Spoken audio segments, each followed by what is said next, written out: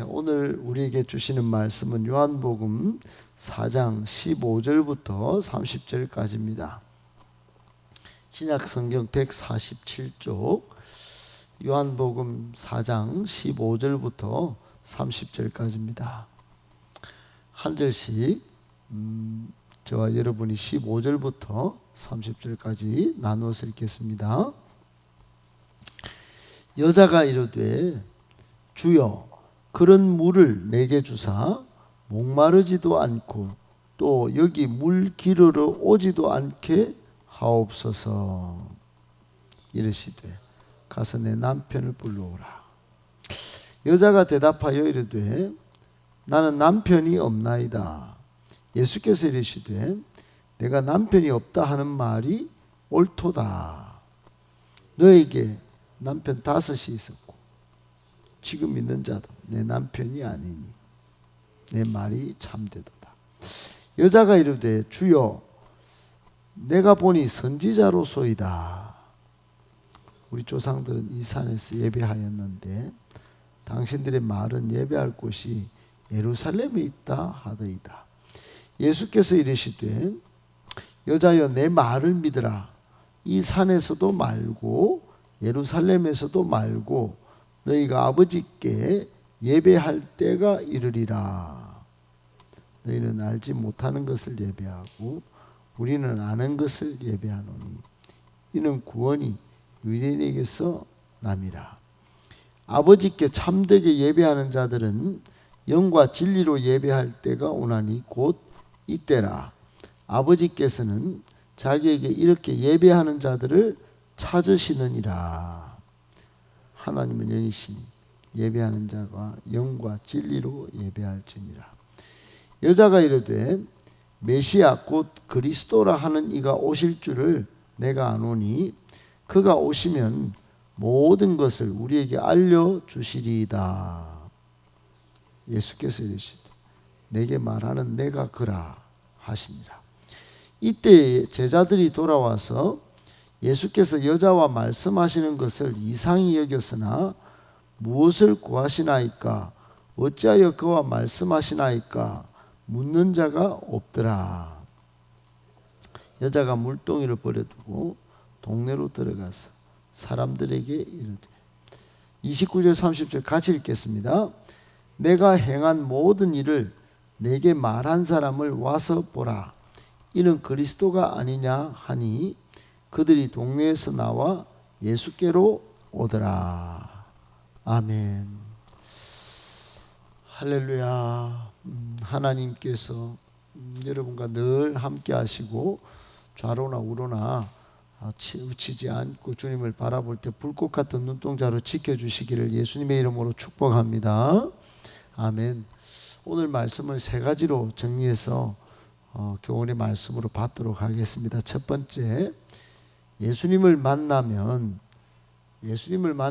부끄러운 과거도 주님을 기뻐하시는 삶을 위한 재료가 됩니다.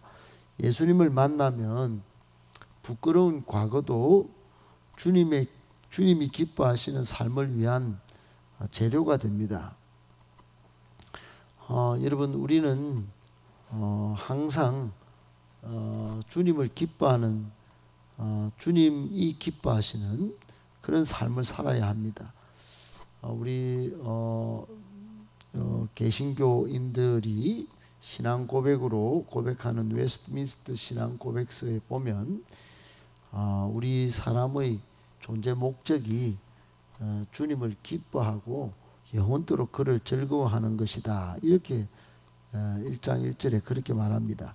항상 주님을 기뻐하고 또 주님이 기뻐하시는 그런 삶을 살아야 되겠죠.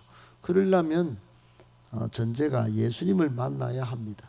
그 부끄러운 과거에 사로잡혀서 살지 말고 예수님을 만나서 그거를 다 재료로 써서 주님을 기뻐하는 재료로 살아야죠.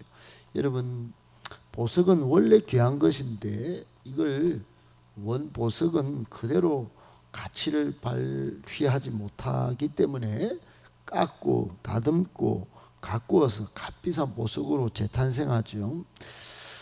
그런데 성도는 어떻습니까? 좋은 원석 같은 보배로운 그런 사람도 귀 쓰임 받기는 합니다. 그런데 그렇지 않은 사람, 정말 어찌 보면 못쓰게 망가진 모습, 또 버려질 운명에 처한 모습, 과거의 상처, 실패, 콤플렉스, 가난, 허약, 부족함, 흠투성이 이런 인생, 여러분 그러면 어떻게 쓰임 받습니까? 이런 분들도 아무 상관이 없습니다. 예수님 만나면 말이죠. 예수님 만나면 이런 못 쓸 정도로 망가지거나 비참한 운명에 처하거나 버려질 운명이 있거나 뭐 과거의 컴플렉스 등 모든 실패 자국 하나, 이 모든 것도 사실상 하나님이 기뻐하시는 삶을 살게 하는 훌륭한 재료가 될 수 있습니다. 그것을 오늘 이 사마리아 여인이 잘 보여주고 있죠. 오늘 이 본문에 등장하는 사마리아 여인은 어제 마지막에 요청을 합니다. 제 솟아나는 샘물을 예수님 말씀하시니까 주여 오늘 본문에는 그런 물 좀 제게 주이소 그러면서 요청을 합니다.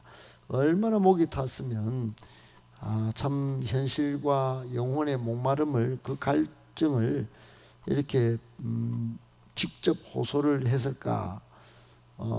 그거를 알고 봤더니 예수님께서 탁 지적을 합니다. 드러내시죠.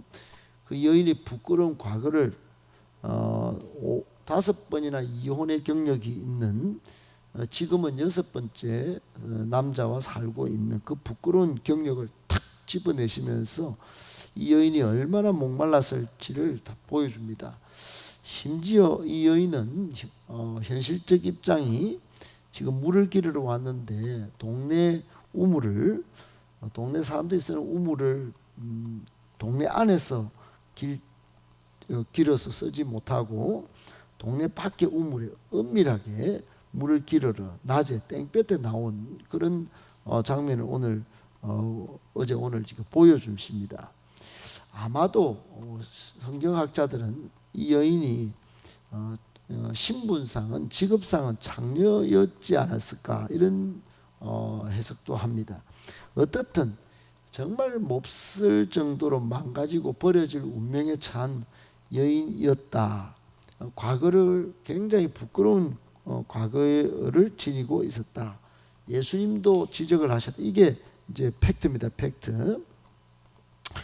그러니까 이런 부끄러운 과거를 가진 여인도 결국 예수님을 만나게 됩니다만, 그때부터 어떻게 될까요? 오히려 오늘 우리 끝절에 봤지만은 물동이를 버려두고, 물동이가 자기한테는 얼마나 귀했는데 동네로 들어가서 자기의 과거 사실을 다 알고 있는 이 사람을 와서 보라, 그리스도가 아니냐, 큰 메시아다, 메시아, 이분이 구원자다, 구원자. 그러니까 동네 사람들이 막 오는데 원래는 이 여인의 말을 들어주지도 않고 그랬는데 오히려 부끄러움이 뭐 자랑거리가 된 겁니다. 나는 이런 여인입니다.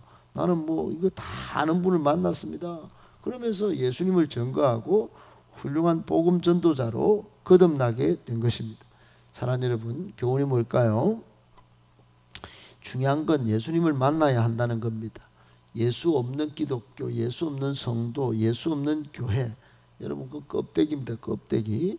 참 목만 마른 거예요. 이 여인은 예수님 만나서 그 빈 껍데기 목마름을 다 해결하고 정말로 이제는 남자, 이제는 또 뭐 물 이런 것이 아니고 예수님을 증명해 보이는 훌륭한 복음 전도자가 되었다.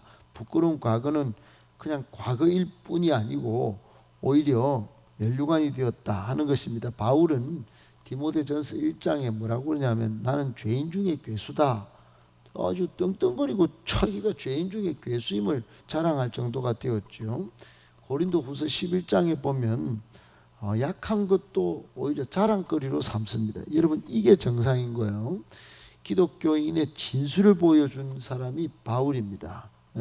그리고 오늘 사마리아 여인이에요. 예수님을 만나서 부끄러운 과거도 주님이 기뻐하시는 삶을 위한 재료로 쓰는 사람들, 우리도 그렇게 되어서 살아야 합니다. 그러려면 순간순간 늘 제대로 예수님을 만나고 또 만나고, 예수님 만난 그 감격을 잊지 않는 저와 여러분들 다 되실 수 있게 되기를 예수님의 이름으로 축복합니다.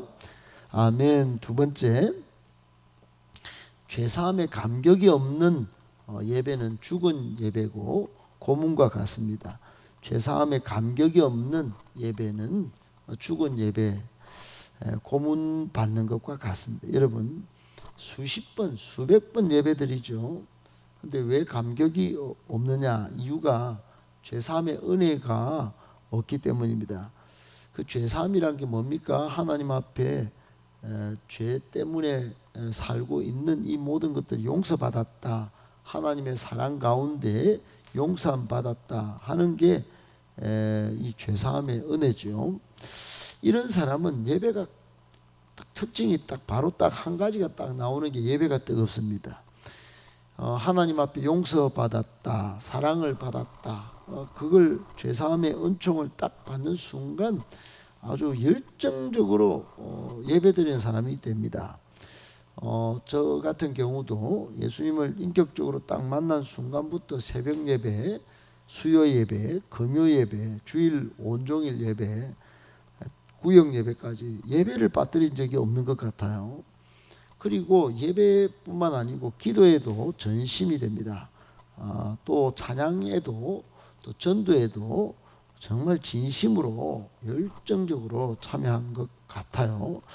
여러분, 그러나 진정으로 하나님의 용서함을 또 죄사함의 은총을 경험하지 못한 사람은 그게 이게 예배드리는 게 이게 아주 막 고문과 같이 언제 끝나노 하고 시간 보고 뭐 때우기도 정말 버거운 그런 사람이 됩니다.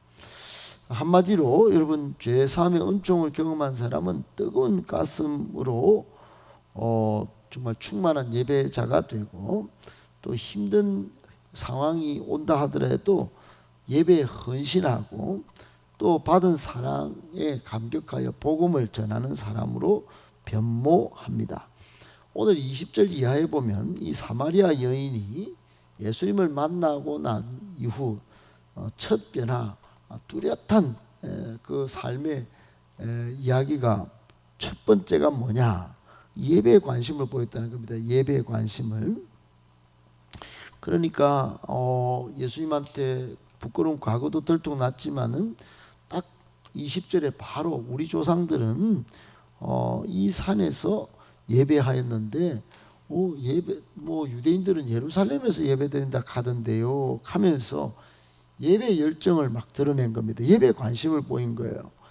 마음속에 이게 예배를 드리고 싶은 마음이 있다가 그게 탁 터진 겁니다. 예수님 만나자마자, 죄 용서 받자마자, 그 사랑을 딱 경험하자마자 딱 이게 예배 마음이 드는 겁니다. 그러자 예수님께서 예배를 쭉 푸셔서 오늘날 우리가 드리는 예배에 대한 많은 이야기들을 막 쏟아내시죠. 예배할 때가 왔다, 지금이 그때다 그러시면서, 여러분, 우리에게 주는 교훈이 그겁니다. 마음속에 하나님의 죄 용서, 즉 사랑이 빨리 부어져야 합니다. 그럴 때 우리 예배가 뜨거워지고 눈물의 기도가 있고, 또 뜨거운 열정적인 찬양이 있고 복음 전도에 진심이 되게 됩니다. 우리가 추구하고자 하는 질적인 교회 건강한 특성 8가지 중에 많은 부분이 한꺼번에 해결됩니다. 우리 삶의 모든 참된 변화가 여기서부터 죄사함의 은총을 확신하는 순간부터 아주 펼쳐지게 되는 거죠. 여러분 꼭 기억하시고, 죄 용서함이 있는 그런 하나님의 사랑을 경험한 사람으로서 드리는 예배를 회복하여 그냥 억지가 아닌, 또 외식적이 아닌 정말 눈물과 열정적인 예배자 그리고 복음 전도자의 삶을 살게 되시기를 예수님의 이름으로 축복합니다. 아멘. 마지막 세 번째, 마음의 중심이 뜨거운 예배가 참된 예배입니다. 마음의 중심이 뜨거운 예배가 참된 예배입니다. 여러분 오늘 23절 24절은 예배 드릴 때마다 굉장히 강조되는 너무나 유명한 구절이죠. 23절에 아버지께 참되게 예배하는 자들은 영과 진리로 예배할 때가 오나니 곧 이때라. 아버지께서는 이렇게 자기에게 영과 진리로 예배하는 자들을 찾으신다 그러면서 하나님은 영이시고 예배하는 자가 영과 진리로 예배할지니라 그랬어요. 옛날 성경에는 신령과 진정으로 그랬습니다. 여러분 이 말씀 여기 등장하는 영과 진리는 뭘까요? 이게 굉장히 예배의 핵심 요소 두 요소인데 이걸 우리가 풀 때 좀 더 깊은 의미를 깨닫고 예배를 드리면 얼마나 좋겠나 생각합니다. 여기 영 하면 직접적으로는 성령을 떠올리게 됩니다. 1차적으로는 맞습니다. 성령의 인도함을 따르는 예배, 신령한 예배, 영으로 드리는 예배, 이게 1차적으로는 맞아요. 그런데 원문을 잘 보면 몸만이 아닌 성령의 인도를 따르지만 몸으로만 이렇게 드리는 게 아니고 마음의 뜨거움으로 드리는 예배를 말합니다. 마음의 뜨거움으로 우리 마음 한구석에 이 죄 용서 받은 것 때문에 막 감격하는 마음으로 뜨거운 마음의 상태로 드리는 예배를 영으로 드리는 예배, 영과 진리로 드리는 예배할 때 영의 예배입니다. 성령이 기름 부음 받으면 특징이 뭘까요? 마음이 뜨거워지는 거죠. 사도행전 2장에 보면 불같은 성령의 임재가 있으니까 막 사도들이 막 거기 120문도들이 막 마음이 불같이 뜨거워서 기도도 하고 전도도 하고 그렇게 변화합니다. 두 번째 진리의 예배, 그 진리 영과 진리로 할 때 진리는 뭐냐? 첫 번째 뜻은 진리신 예수 그리스도를 추구하면서 그 진리의 말씀을 따르는 예배 이렇게 볼 수 있습니다. 그런데 더 깊은 의미로는 외식적인 요소가 없는 예배를 일컫습니다. 외식적인 요소. 그러니까 외식이 있으면 진리가 아니겠죠. 그러니까 외식이라고 하는 것은 사람을 의식하는 예배를 말합니다. 사람을 의식하지 않는 예배가 진리의 예배입니다. 그러니까 마음에 죄 용서받은 뜨거움으로 드리는 것, 영으로 드리는 것과 또 사람을 의식하지 않고 외식의 요소가 없는 예배, 즉 나의 이 죄성을 하나님 앞에 부끄럽게 여기고 하나님의 긍휼히 여기심을 바라는 마음으로 드리는 예배가 진리의 예배입니다. 이 두 가지 속성, 즉 마음의 뜨거움으로 드리는 예배와 외식적인 요소를 제거하고 정말 하나님의 긍휼하심을 구하면서 드리는 마음의 예배, 이 두 가지가 영과 진리로 드리는 예배인 것입니다. 우리에게 주는 교훈이 뭡니까? 분명합니다. 여러분 오늘 우리도 예배 드리고 또 평상시 예배 많이 드리는데 꼭 기억할 것은 이 영과 진리 단어에 너무 집착할 필요가 없고 여기 안에 담긴 내용처럼 마음의 중심을 뜨겁게 하면서 정말 하나님을 기대하고 또 소망하면서 뜨거운 마음, 또 정직한 마음, 정직하고 부끄러움이 없는 사람을 의식하지 않고 하나님만 집중적으로 바라보는 정직한 마음으로 드리는 그런 예배자가 되어야 한다. 이거 아니겠습니까? 여러분 마음의 중심이 뜨거워지고 정직하여서 정말 영과 진리로 하나님께 예배드리는 합당한 예배자가 다 되어질 수 있게 되기를 예수님의 이름으로 축복합니다.